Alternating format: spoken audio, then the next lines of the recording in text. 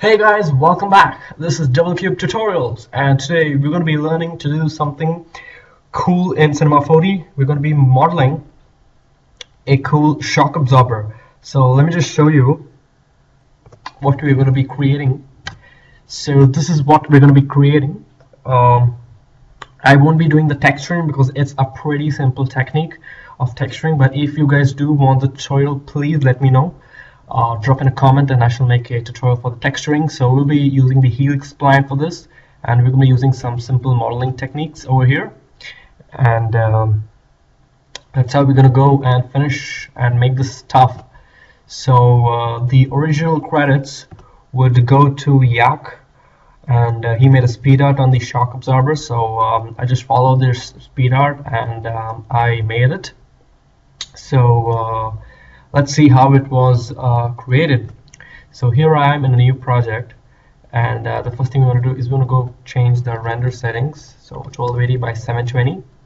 Let's close this up, and we want to grab a cylinder, and I'm just going to go to display and grab shading lines so we can see the polygon lines over here.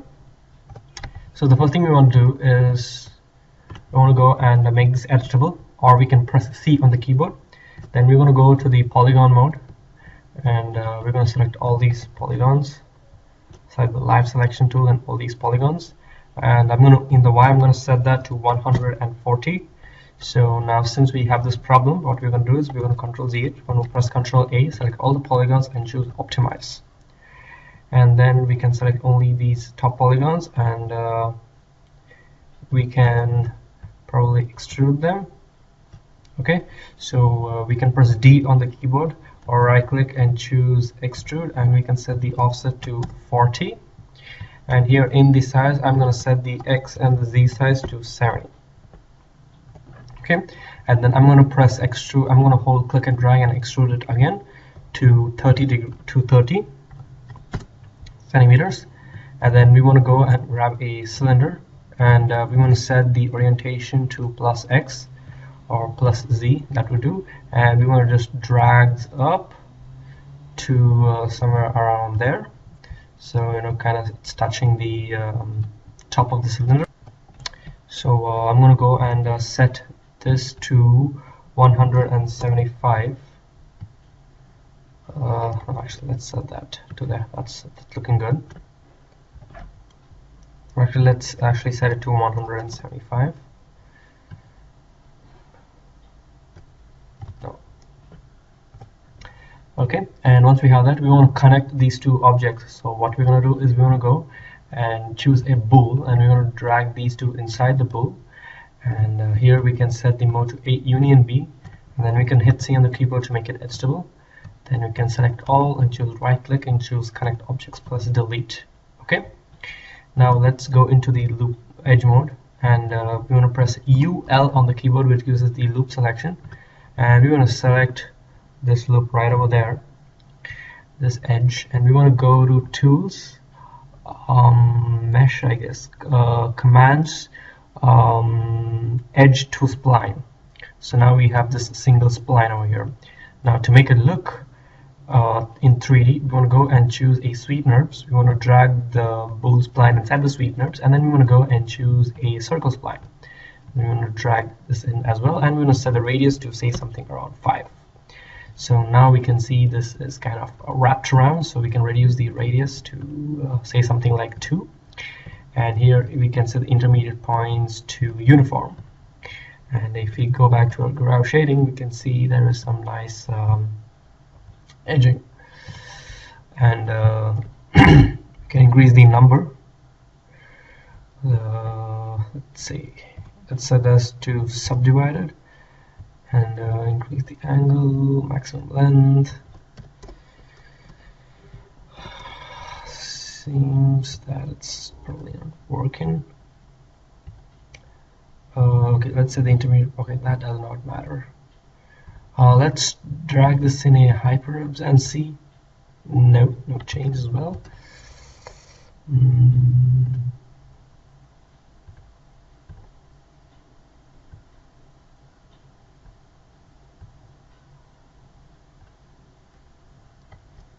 Let's set this to uniform.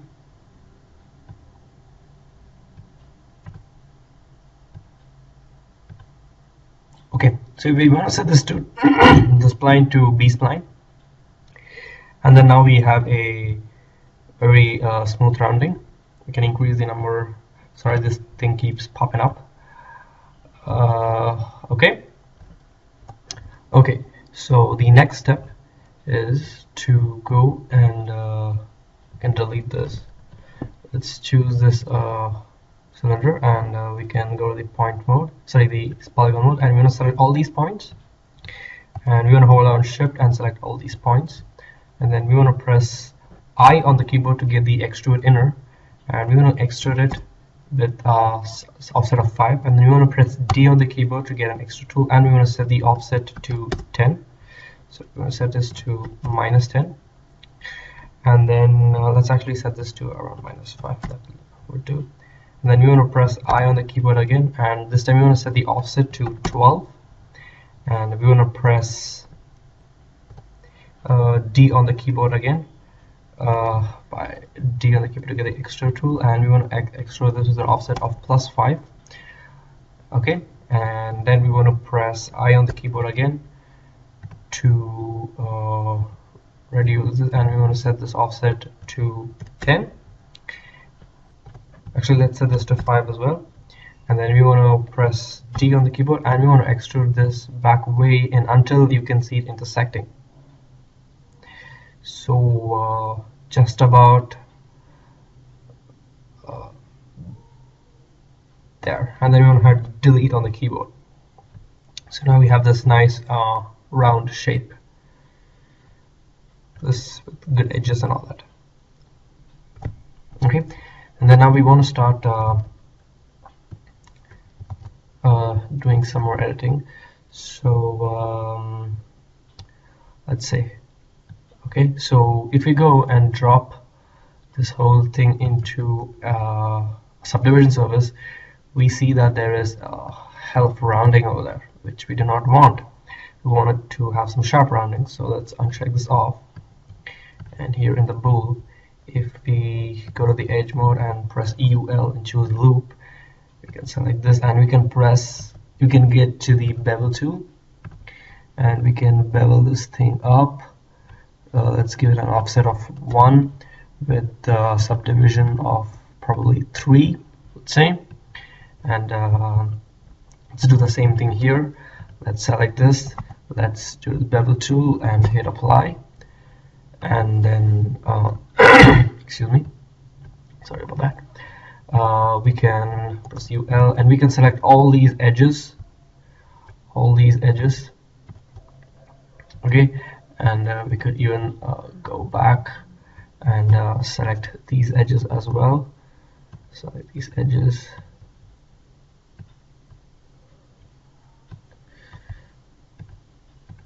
Let's go back there and see if you missed anything.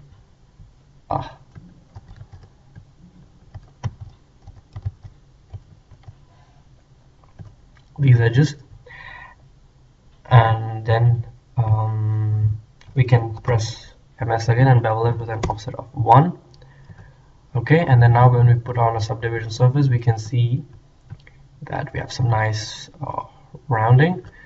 Looks like there's a problem over here, so let's see what happened.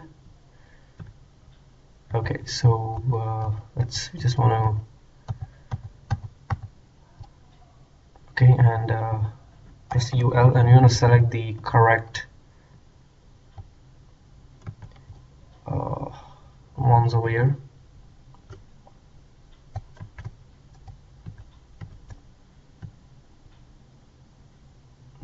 Make sure we haven't missed anything. Let's go to the other side.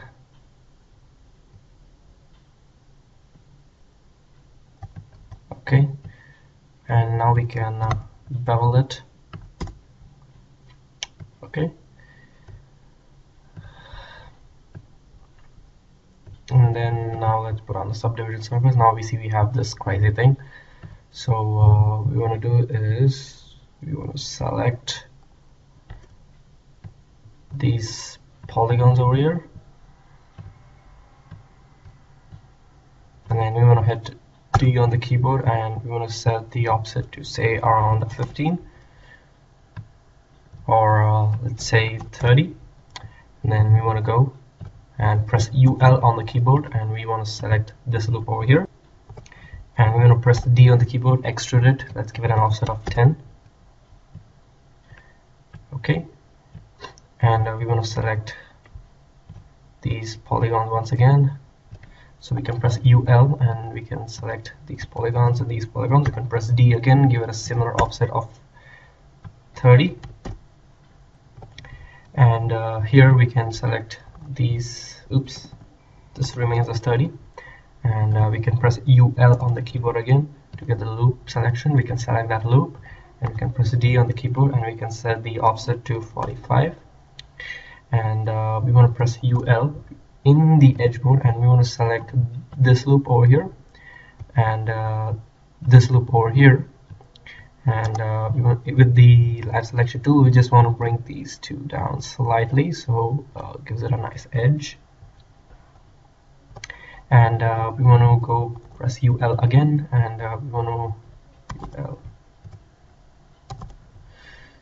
we want to shift and select this one, and we want to press MS on the keyboard to get the bevel tool, and we can probably give an offset of 2 this time. And then when we put back on subdivision surface, we can see this, but we're going to bevel this one as well, so let's press UL, select this one, press MS, offset of 2, shoot that, and now we can see some nice rounding. So let me just uncheck this. Okay, then next what we want to do is we want to go and press UL in the edge with the polygon selection. You want to select these 3 rings, press I on the keyboard to get the extrude inner. We're going to set an offset, give it an offset of, let's say 20 this time, or actually 15 would do. And then we want to hit D on the keyboard to get the extrude, and we want to extrude this in to somewhere around there. So let's set this to probably -20. Okay, and before we go ahead, we want to press UL, select these edges, and we want to go and press MS and give it an offset of 1, or let's give it 2. Okay, now if we put back, we can see some nice rounding. Okay, and so in the bool, let's select that, and we want to go and select the edge mode, and we want to press UL on the keyboard. We want to select this one and this loop, and we want to go down and hit D, and we want to extrude this pretty much. So let's say to say something around 200, or we can set this to probably around 170. Oops. Mode, press D, set this to 170. Okay.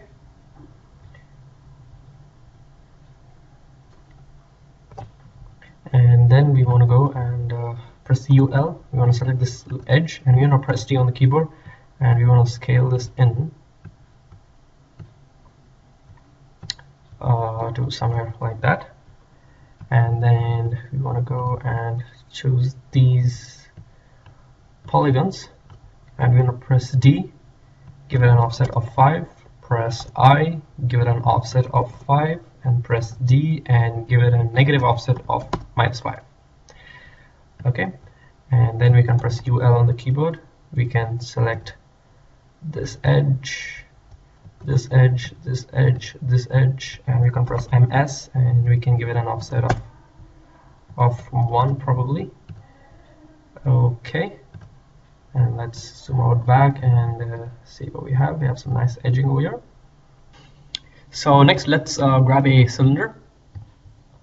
So we grab a cylinder, and we want to go and select the cylinder, and we're going to drag this down.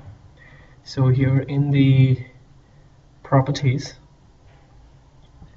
we want to set the height of this to probably 150.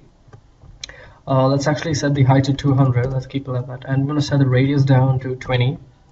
Then we just want to push this in, and we just want to kind of increase the length of this till it kind of touches the edge. So probably 27 works for me. And select the cylinder, and just want to have a little bit touching over there.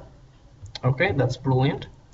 And then what we want to do next is to go and select this part of the bool, and not this part, this polygonal object, and we want to duplicate it, and then we want to go to the rotation settings, and we want to rotate this 180 degrees, so 180 degrees on the banking, and then we want to go and drag this down.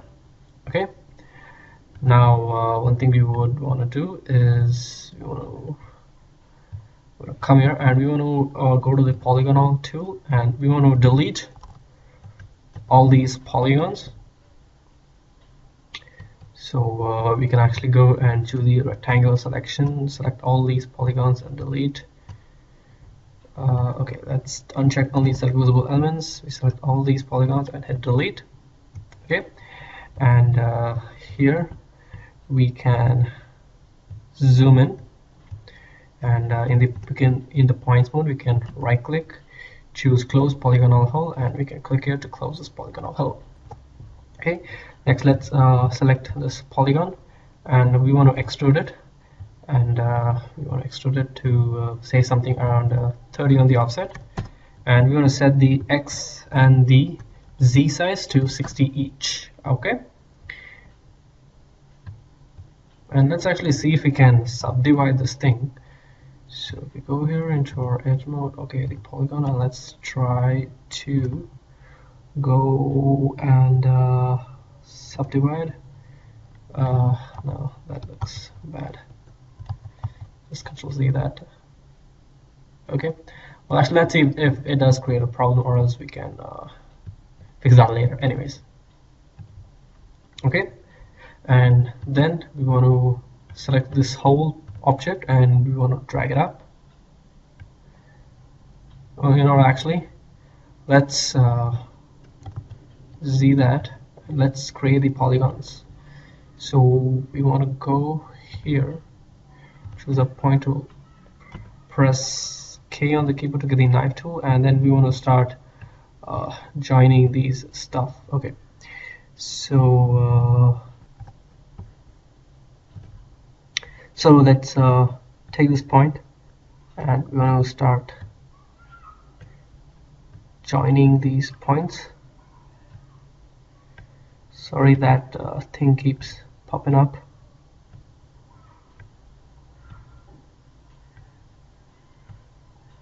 Let's join all these points.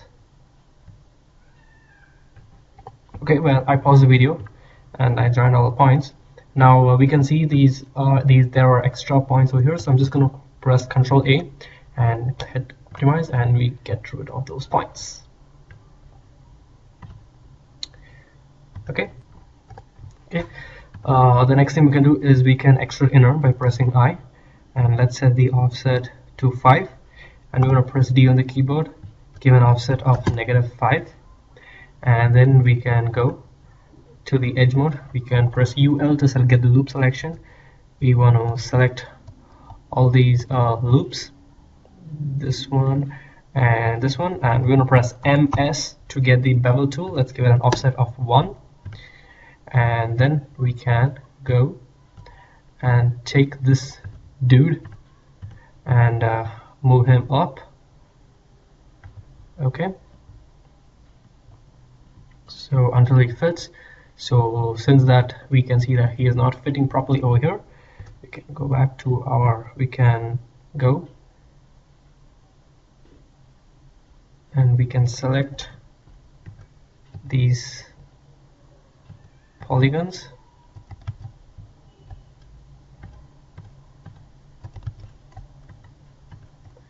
and we can press T and we can scale them out. Or actually let's hide the cylinder, and in fact we can select all of these, pressing UL, hold down shift.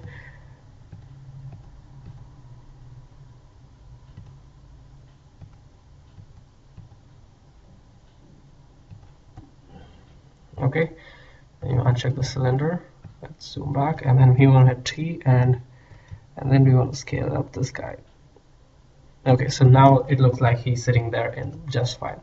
And let me just put this in a subdivision surface, and we have some brilliant smoothing there. Okay, the next step is to delete some of these polygons. So it looks like there's been some issue. Let me just go up and see. Okay, that looks fine, not a problem. Anyway, so here we can go and choose some polygons that we do not want, and let's just delete those. So let me just uncheck this. So we're gonna delete all of these polygons.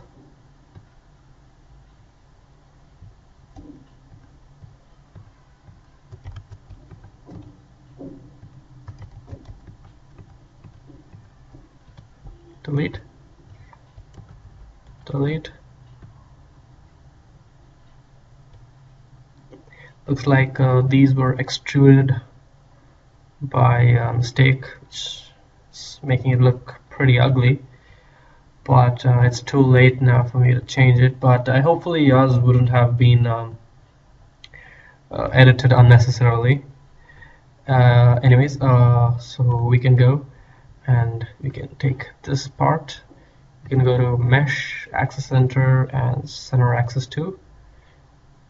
Okay, like is it working? Anyways, we want to go and select all these polygons, and we want to move them right up there.